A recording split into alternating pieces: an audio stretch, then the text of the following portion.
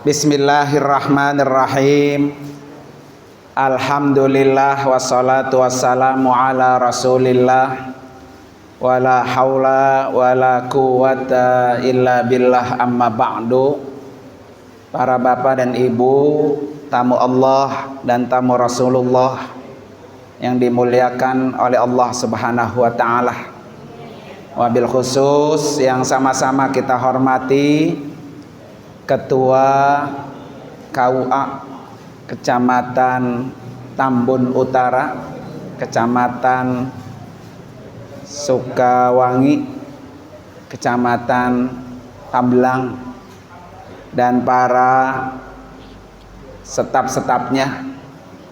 Kita doakan semua panitia penyelenggara, Allah berikan kesehatan, panjang umur, sehat walafiat.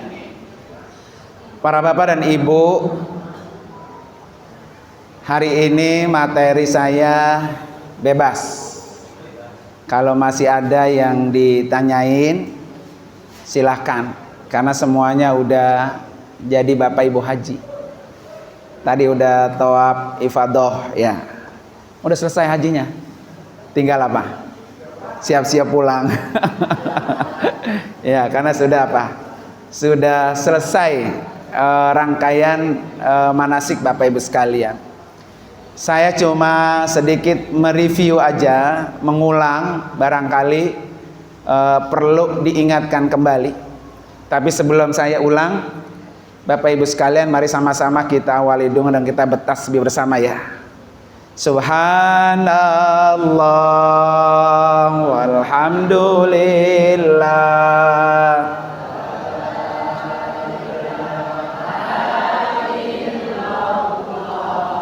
wallahu akbar, wala haula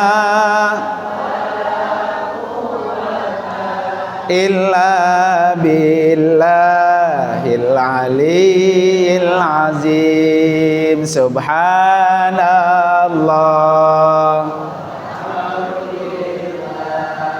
wala ilaha wallahu akbar, wala haula wala quwata illa billahil aliyil azim. Sekali lagi, Bu. Subhanallah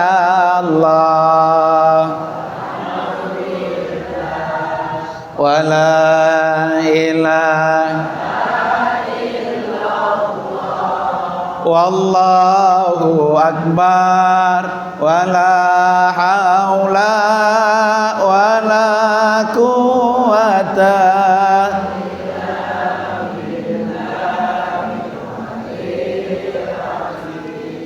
Bapak ibu, saya cuma ngencengin doang nih, ya. Kalau tadi bapak ibu praktek, yang ditekankan adalah yang dilarang di dalam berihram. Karena kalau yang dilarang dikerjakan, maka kena dam. Nah, sekarang ini yang dibolehkan ketika berihram. Jadi kan ada dilarang, ada dibolehkan. Jangan sampai nanti yang dibolehkan nggak dikerjain, yang dilarang apa? Dikerjain. Jangan dibalik, ya. Yang pertama, yang dibolehkan itu membunuh binatang buas atau membahayakan. Misalnya ada kalajengking, ada tikus, ada ular, ada anjing buas, gagak, nyamuk, lalat. Nah, besok bapak ibu musim panas, banyak lalat, maka boleh bawa apa tuh yang gedigin lalat. Dikata gedigin, alatnya kecil, ya. Kalau gedigin alatnya gede.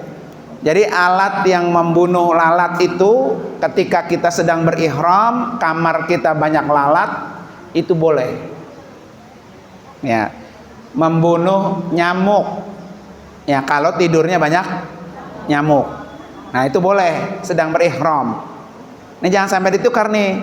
Nanti gara-gara bapak ibu bunuh lalat berantem, bertengkar.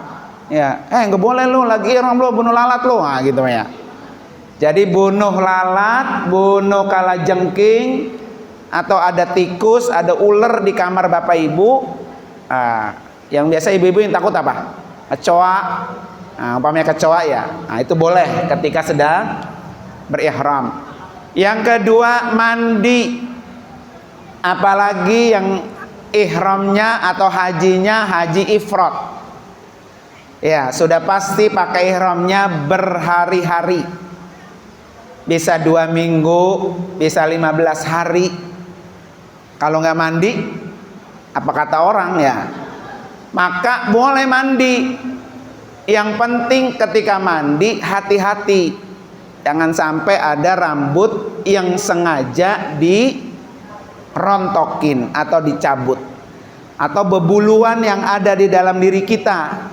Mau bulu hidung kek, mau bulu ketiak kek, mau bulu kaki kek. Kalau sedang berihram jangan dicabut. Mandi boleh. Yang kedua, nyikat gigi boleh. Ya. Ini karena takut pakai ihram kagak nyikat-nyikat dia. Lah ngomong-ngomong orang harum jadinya ya. Memakai minyak angin, balsem yang dimaksud untuk pengobatan. Ya, face care. Apa tadi kata Ustaz Rifki? Hot cream. Ya, yang kakinya pegel-pegel. Yang penting niatnya apa? Obat. Bukan niatnya berhias. Ada nggak orang berhias pakai minyak kayu putih? Ada nenek-nenek sama aki-aki ya. Ya, nenek-nenek kan minyak kayu putih. Nah, minyak angin ya. Memakai kacamata, jam tangan, cincin, ikat pinggang, gesper boleh. Ya, gesper apa aja boleh. Maksudnya gesper ihram atau gesper celana gitu ya. Atau umpamanya alat pengikat lain buat keselamatan ihramnya boleh. Kacamata juga apa? Boleh. Cincin juga boleh. Gelang yang banyak, kerenceng apa? Boleh. Ya. Kemudian bernaung di bawah pohon, di bawah payung, mobil, tenda dan pohon boleh. Yang penting payungnya jangan taruh di pala. Ya Ustaz Rifki ya. Kan ada payung di pala diikat tuh ya. Nanti Bapak ketemu ada orang yang pakai payung diikat kepala. Nah, ya, kan kita pakai ihram dilarang nutup kepala. Ada payung yang diikat kepala. Tapi yang boleh itu payung yang begini. Nanti kalau panas, emang musim panas. Besok tawaf, besok di Arafah, panas, boleh bawa payung. Silahkan. Ya. Yang penting jangan payung nempel di pala. Khusus buat laki-laki. Membuka tangan dan kaki bagi wanita ketika berwudu di tempat wudu perempuan. Nah, kemarin kan banyak tuh permasalahan ditanya. Bagaimana kami nih nanti kalau wudu? Boleh dibuka kaos kakinya atau tangannya. Yang penting khusus buat perempuan. Maka nanti kalau perempuan batal ketika sedang berihram, berwudulah khusus di areal perempuan. Walaupun kaos kaki dan tangannya terbuka. Itu boleh. Ya.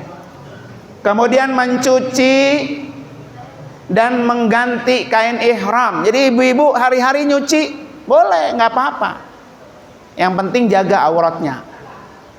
Ya, ketika mau nyuci minimal kaos apa nih? Bagian pundak tangannya yang boleh terbuka, tapi ininya jangan digulung.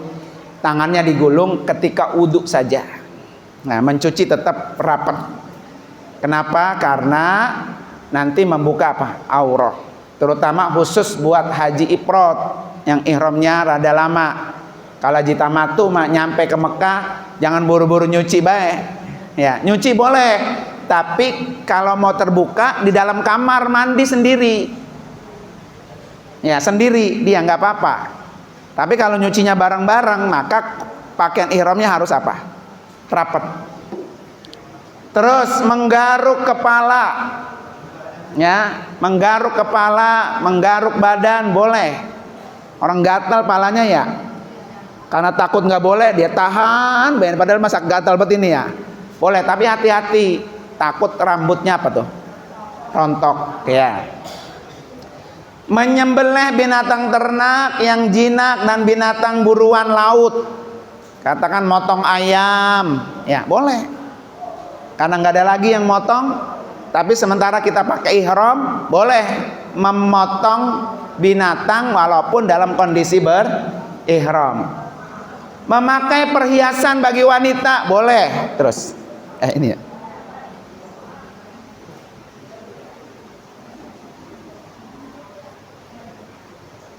Dah, oke. Dah, materi yang berikutnya. Ada yang ditanya. Itu hal-hal yang dibolehkan di dalam berihram, ya. Termasuk Bapak Ibu ketika mandi pakai sabun yang biasa atau cuci tangan pakai sabun yang biasa boleh, nggak apa-apa, ya. Kalau memang Bapak Ibu tidak punya sabun yang tidak berparfum, yang penting satu niatnya bukan untuk berhias, ya. Kayak ibu-ibu pakai apa tuh yang buat ketiak, kedodoran, nah, ya, itu kan niatnya berhias, bukan untuk membersihkan, ya. Kalau kita mandi pakai sabun mandi, niatnya pasti pengen apa? Bersih, bukan untuk berhias, ya. Oke. Selanjutnya Bapak Ibu sekalian, nih, ini saya ngulang doang nih. Karena kalau dari KBH Wafiz Alamin Center udah tuntas, ya. Tawaf ifadah bagi wanita haid. Karena tawaf ifadah itu rukun. Nggak boleh nggak tawaf dan nggak boleh diwakilkan. Kalau ada jamaah yang tidak tawaf ifadah, maka hajinya nggak sah. Tapi buat jamaah-jamaah yang di gelombang 2 atau di gelombang pertama tapi terakhir, dia masih punya kesempatan luas untuk melakukan tawaf ifadah. Nah, yang masalah ini adalah buat gelombang pertama di kloter awal-awal. Kayak kami besok nih ya, rombongan KBH Wafiz Alamin Center ini, dia di tanggal 5 sudah berangkat. Kita wukuf di tanggal 6, tanggal 7 Lebaran Idul Adha ya. Berarti 6, 7, 8, 9, 10, 11 Juni baru pulang ke Mekah. 11, 12, 13, 14, 15, 16 punya waktu 5 hari setelah dari Mina, ya. Maka ketika pulang dari Mina itu harus segera melakukan tawaf ifadah, karena 2 hari sebelumnya kita sudah siap-siap untuk berangkat kembali ke Indonesia. Bagaimana dengan wanita yang setelah dari Mina dia masih mens, masih haid, sementara dia harus tawaf ifadah? Kalau nggak tawaf ifadah, hajinya nggak sah. Sementara juga dia masih sedang haid. Oke. Yang pertama, apabila masa tinggal di Mekah masih lama, agar menunggu hingga suci dan selanjutnya melaksanakan tawaf ifadah dan sa'i. Jadi kalau masih lama di Mekah nggak apa-apa. Nih ibu mamanya di Mina haid, pulang dari Mina kan tawaf ifadah. Nggak apa-apa, biarin dia, jangan jangan dipampet-pampet, jangan diminum pakai pel, jangan, biarin aja dia keluar. Karena ibu melontar boleh, walaupun kondisi masih haid, ya. Nanti pas nyampe di Mekah, tiris dah. Setelah itu baru ifadah, masih banyak waktu buat pulang. Oke. Jika jamaah segera pulang, maka hendaknya ia mengamat-ngamati waktu jeda suci ketika darah tidak keluar. Jadi ibu-ibu nih yang udah tahu siklusnya, ternyata saya haid itu tanggal 6. Sementara tanggal 6 itu sedang Jumratul Aqobah hari pertama. Berarti kalau udah 1 pekan, nah 1 pekan lagi udah mau pulang, nah itu boleh tuh. Berarti ibu minum tuh pil penundanya. Ya, atau bukan pulang, emang udah mau ke Madinah. Ya, maka minum ketika di Arafah, minum tiap hari biar nanti waktunya ifadah masih tertunda. Terus bagaimana jika tidak bisa seperti itu? Diperkirakan cukup menggunakan pembalut yang rapat yang tidak memungkinkan darah menetes dan segera tawaf ifadah dan sa'i. Jika setelah selesai tawaf darah keluar lagi, maka masa jeda suci tadi dihukumi suci dan tawafnya sah. Jadi ketika memang kondisinya nggak bisa ditunda, pakai pel penunda, sumpel pakai pembalut. Ya, yang penting dia jangan berceceran. Ya, kalau perempuan-perempuan sekarang menstruasinya pembalutnya sudah aman. Kalau ternyata pembalutnya juga masih jebol, bawa pempes. Iya, pempes yang sempak itu dibawa. Biar nanti dia tembusnya kemana tuh? Pempes, kagak berceceran di lantai atau di mana-mana. Kalau dirasa aman, darahnya tidak berceceran, boleh tawaf ifadah, nggak apa-apa, ya kan? Atau umpamanya ini sedikit kayaknya tiris nih ya, tiris kayaknya ya nih ya. Nah, mandi dia buru-buru, ibu yakin itu tiris, ternyata tetap ibu pakai pembalut walaupun udah dirasa tiris, belum waktunya tiris, memang gitu kan? Dia tawaf karena bergerak tawaf itu, pas pulang atau setelah tawaf dia periksa, lah kok keluar ini? Nah, maka tawafnya tetap sah dan lanjutkan ke sa'i, sa'inya juga sah. Gitu ya. Lanjut. Menurut mazhab Imam Hanafi, membolehkan tawaf ifadah dalam kondisi haid, tapi dikenakan dam 1 ekor onta. Nggak mungkin dah kita pakai itu. Boleh haid tawaf, tapi kena dam 1 ekor onta. Ya, emang haji bawa duit dari rumah 50 juta. Ya, kayaknya 50 juta nol yang gelinding 2. Ya, gitu ya. Jarang orang kita haji bawa duit jajannya berapa? 50 juta. 1 ekor onta itu 50 juta. Ya. Kemudian selanjutnya mazhab Imam Ahmad bin Hambal, boleh tawaf ifadah dalam kondisi haid tetapi dikenakan dam 1 ekor kambing. Kalau ibu mau tawaf juga dalam kondisi mens, boleh, tapi bayar dam. Walaupun itu apa? Rukun. Ya, rukun kan nggak boleh kena dam. Tetapi ada juga nih, jika kondisi darurat karena segera pulang dan tidak punya uang cukup untuk membayar dam, jamaah dapat menggunakan pendapat Imam Ibnu Taimiyah.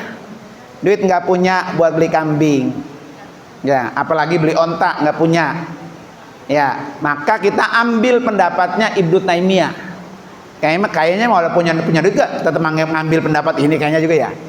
Karena duitnya buat apa tuh? Buat oleh-oleh ya. Apa kata Ibnu Taimiyah dan Ibnu Qayyim al-Jauziyah? Keduanya tidak menjadikan suci sebagai syarat sah tawaf. Jamaah melaksanakan tawaf ifadah dan sa'i tanpa dikenakan dam. Enak dah tuh pendapatnya Imam Ibnu Taimiyah dan Ibnu Qayyim al-Jauziyah. Jadi ibu-ibu aman nih. Ingetin Bun ya. Besok kalau ibu-ibu ketemu ada orang yang mens, kemudian udah waktunya mau tawaf ifadah, boleh dia tawaf ifadah, yang penting disumpel, dirapiin, jangan sampai netes, tidak kena dam menurut mazhab atau pendapatnya Imam Ibnu Taimiyah, Ibnu Qayyim al-Jauziyah.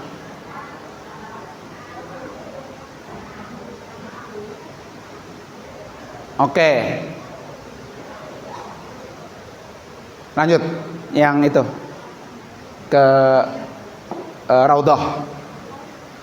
Ada yang ditanya? Pas, cukup. Nah, pokoknya nanti kalau kurang lupa ingat, buka aja YouTube-nya. Ya, didengerin ulang supaya benar-benar apa? Nyangkat, apal. Jadi ibu nanti sambil ngepel, sambil ngeriska, dengerin ulang lagi YouTube-nya. Ya. Next. Oke, satu sebentar lo. Tawaf wada. Tawaf wada itu buat haji itu wajib haji. Ya, kalau ada jamaah yang tidak tawaf wada, maka hajinya sah tapi bayar dam. Oke, kita cek ya. Tawaf wada adalah tawaf perpisahan yang dilakukan sebelum jamaah haji meninggalkan Mekah. Tawaf wada hukumnya wajib bagi meninggalkan kena dam, menyembelih kambing menurut Syafi'iyah, Hanabiyah dan Hanabilah, Imam Malik, Daud. Tawaf wada hukumnya sunnah. Jadi menurut mazhab Imam Syafi'i, tawaf wada itu hukumnya wajib bagi jamaah haji. Kalau dia tidak tawaf wada, maka hajinya tetap sah tapi bayar 1 ekor kambing. Oke. Kewajiban tawaf wada gugur dan tidak kena dam bagi, nih dengerin. Jadi dia tidak tawaf wada dan tidak kena dam. Ini bisa terjadi bapak-bapak dan ibu-ibu. Ya, dia nggak tawaf wada dan dia juga nggak dikenakan dam. Bagi siapa? 1, jamaah wanita yang sedang haid, istihadah, orang yang beser, anak kecil, orang yang fisiknya lemah, orang yang luka darah terus menerus, orang yang tertekan, dan orang yang tertinggal rombongan. Nih umpamanya orang dia belanja baik ya, nggak tahu jamaahnya udah pada topik, udah selesai ya. Lah jamaah gua pada kemana ini ya? Ayo aja ngutak nyari belanjaan umpamanya ya. Akhirnya ketinggalan tuh tawaf wada. Maka orang ini boleh tidak tawaf wada atau beser. Dikit-dikit kencing, begitu kan? Kan syarat sah tawaf itu suci. Ya, maka saya pesan banget dari kapan-kapan, mau bapak-bapak kek, mau ibu-ibu kek, pokoknya siapin pempes. Ya, bapak-bapak besok tawaf wada tetap pakai ihram. Ya, pakai ihram, karena kalau nggak pakai ihram nggak boleh masuk kawasan Ka'bah. Walaupun di dalamnya pakai celana. Karena tawaf wada tidak niat ihram. Cuma pakaian doang yang ihram, tapi tidak niat ihram. Oke. Wanita haid cukup berdoa di depan pintu Masjidil Haram ketika akan meninggalkan Mekah, tuh boleh. Ya, perempuan haid tidak perlu tawaf wada, tapi tetap datang ke depan Masjidil Haram. Berdoa sebagai tanda perpisahan dengan Baitullah, dengan Ka'bah. Ya.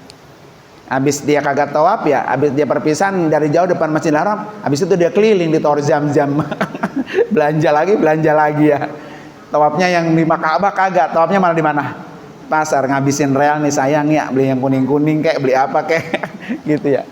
Terus jamaah haji lemah karena usia atau sakit sehingga mengalami kesulitan jika melaksanakan tawaf wada.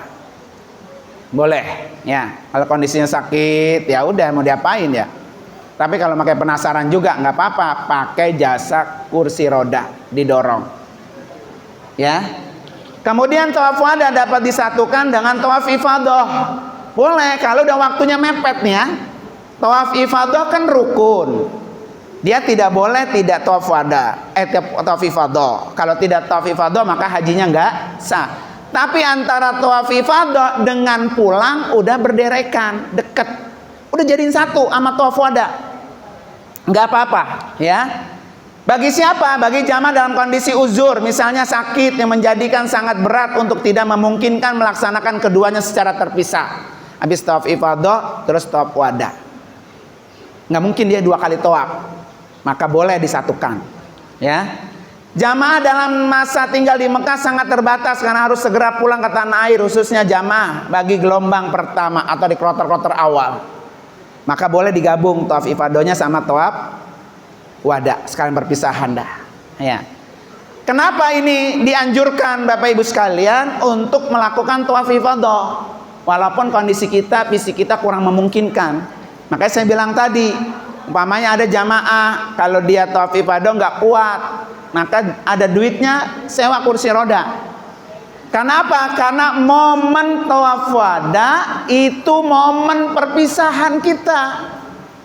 Ya, dulu waktu datang kita tawaf kudum namanya, tawaf penghormati dengan Baitullah. Pulang kita pamitan, maka jadi tamu masa nggak pamitan lagi. Ya. Yang kedua, tawaf wada itu adalah momen berdoa, kita minta biar datang berkali-kali. Makanya di tawaf wada itu satu doa. Nih doanya dengerin. Doa tawaf wada. Allahumma rzuqna al-auda hadzal bait karrat ba'da marrata ibuna abiduna. Ada yang paham tuh? Tuh apa kabar tuh? Nggak hafal. Nanti al dapat buku dikasih. Nanti semua dapat buku ya. Dapat buku, cari halaman yang bacaannya tawaf wada. Di dalam buku itu ada Allahumma rzuqna al-auda hadzal bait karrat ba'da marrah. Apa artinya? Ya Allah, berikan saya rezeki untuk bisa datang lagi ke rumahmu ini berkali-kali. Jadi bukan tahun depan mintanya. Ya, kita minta biar datang ke Baitullah berkali-kali. Itu ada di mana? Tawaf wada. Makanya kalau kagak tawaf wada rugi. Sayang. Pokoknya Allah berikan saya rezeki untuk bisa datang lagi ke sini, ke rumahmu ini berkali-kali. Pulang dari haji, bulan Juli udah balik lagi. Enak gak tuh? Enak bu? Pengen begitu? Ya udah, sertifikat sama patok katanya. Ya, bawa aja ya. Itu doanya ada di tawaf wada. Makanya jangan disia-siakan ketika tawaf wada. Ya, perpisahan kita dengan apa? Baitullah. Oke, next. Yang itu Raudhah. Ani tanya bu, ini udah paham semua ya? Udah jelas semua? Apa paham guru? Guru yang paham ya? Oke. Nih, saya ulangi lagi. Bolehkah wanita haid ziarah ke Raudhah, ke makam Nabi? Terutama ke Raudhah nih. Raudhah itu kan sekarang udah di dalam masjid. Ya, sementara ibu-ibu sedang haid. Sementara juga ke Raudhah itu pakai tasrih. Udah ada tanggalnya, udah ada jamnya. Jadi ibu-ibu nggak bisa ke Raudhah itu 2 kali. Sekali. Setiap jamaah punya jatah ke Raudhah sekali.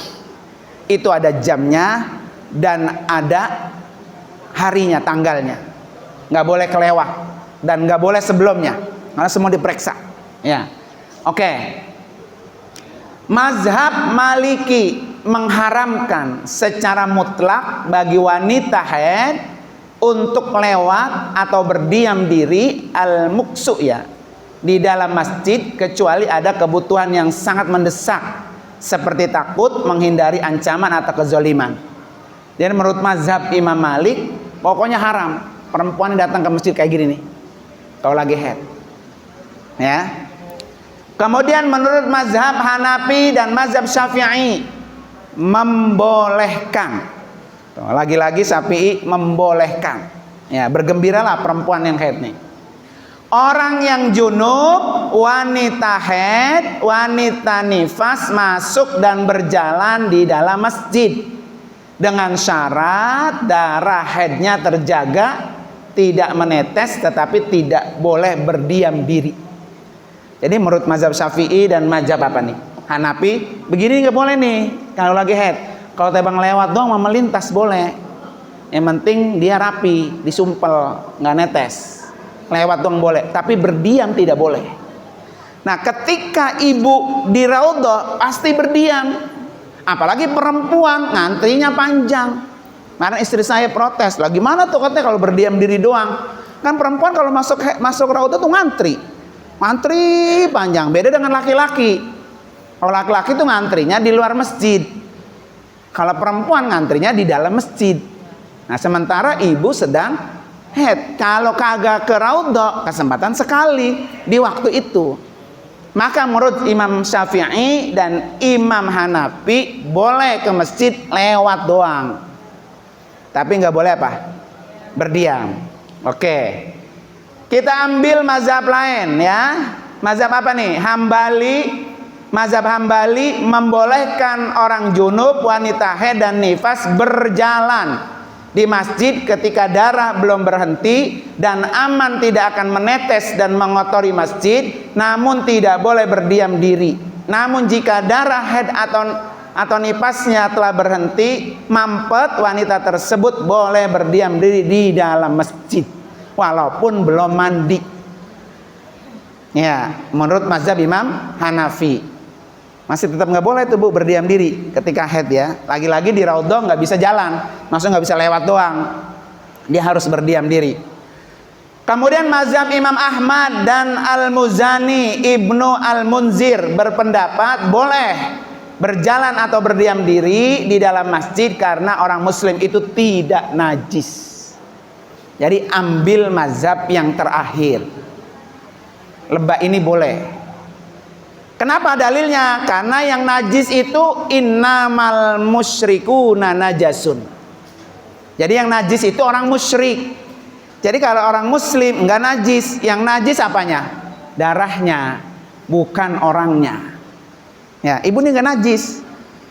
Bedakan kalau najis mah kayak kita megang anjing. Kita kan takut anjing ya, bukan karena galaknya, tapi karena anjing itu apa? Najis. Apalagi kalau sampai dijilat anjing, itu yang kita takut.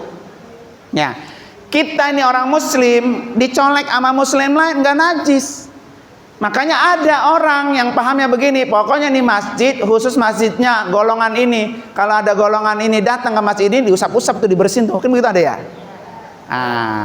Maka orang muslim itu tidak najis. Maka ibu-ibu nih kalau biasa menemui haid ketika raudhah, pokoknya sumpel yang rapet, jangan sampai netes ya, walaupun belum tiris, walaupun belum mandi ke raudhah. Cuma tidak boleh sholat. Jadi pas masuk ke raudhah, ibu-ibu cukup apa? Sholat doa. Nah, berdoa silakan dah. Makanya saya bilang tempo hari, dari rumah doanya udah disiapin, sehingga nanti ketika nyampe di raudhah duduk, gue mau berdoa apa ini ya? Apa yang gue mau doain ya? Gitu ya. Tinggal gelar doang tuh doanya. Kalau dari rumah udah kita siapin. Karena di raudhah waktunya apa? Sebentar. Paling lama 30 menit. Paling lama. Udah diusir-usirin tuh. Makanya ibu-ibu nih boleh nanti pasang strategi. Apa doanya sambil berdiri sholat, Allahu Akbar. Malah itu kita lagi doa tuh. Ayo aja doa begitu ya. Ya, kalau lagi sholat kita nggak diusir. Ya, atau berdoanya lagi sujud. Sujud aja begitu ya. Padahal kita sedang apa tuh? Berdoa. Ya kan, paling nggak kalau mau bangun diangkat pantatnya. Ayo keluar gitu. Sujud lama aman begitu ya. Oke, udah habis.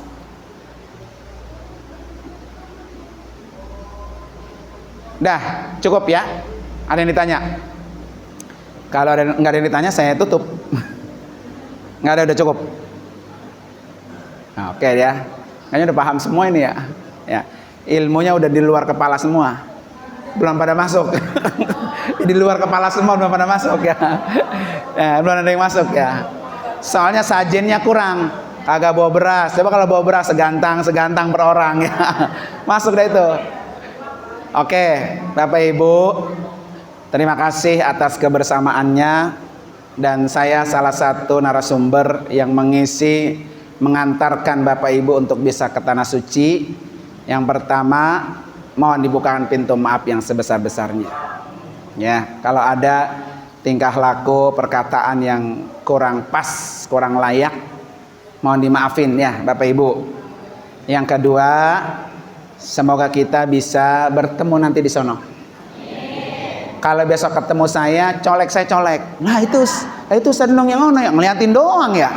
Gitu. Colek, sekali nyolek, sekali nenteng korma aja Ustaz kemarin ya, gitu. Ingat dah tuh, saya ingat dah ya. Oh ini nih jamaah yang dari Gabus nih. Pokoknya nanti kalau ketemu di sana tegur kita. Nah, takutnya nanti kita salah negor. Kalau Bapak Ibu pengen mengulang-ulang pertemuan kita di sini, ya tinggal gampang buka YouTube-nya, buka TikTok-nya. Alhamdulillah tuh. Kemarin yang saya jelasin tentang gula ya, itu diupload di TikTok. Hari ini tadi saya lihat penontonnya 1.200.000 menonton. Di atas 1 juta penontonnya. Ini jamaah dari Gabus semua ini, Masya Allah ya. Kemudian yang ketiga, mudah-mudahan kita semua Allah kasih sehat, panjang umur, hajinya haji mabrur. Gimana kemarin jargonnya?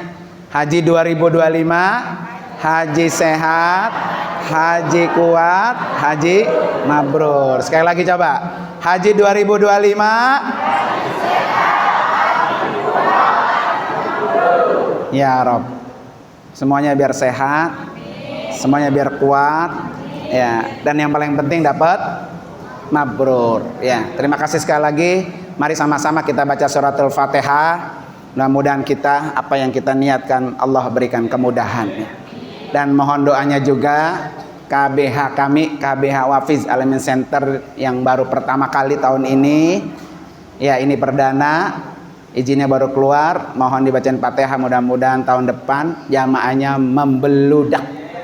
Ya, menjadi KBH terdepan pilihan jamaah. Ala hadini al-Fatihah. A'udzubillahi minasyaitonirrajim. Bismillahirrahmanirrahim. Alhamdulillahirabbil alamin arrahmanir rahim maliki yaumiddin iyyaka na'budu wa iyyaka nasta'in ihdinas siratal mustaqim siratal ladzina an'amta 'alaihim ghairil maghdubi 'alaihim waladdallin amin.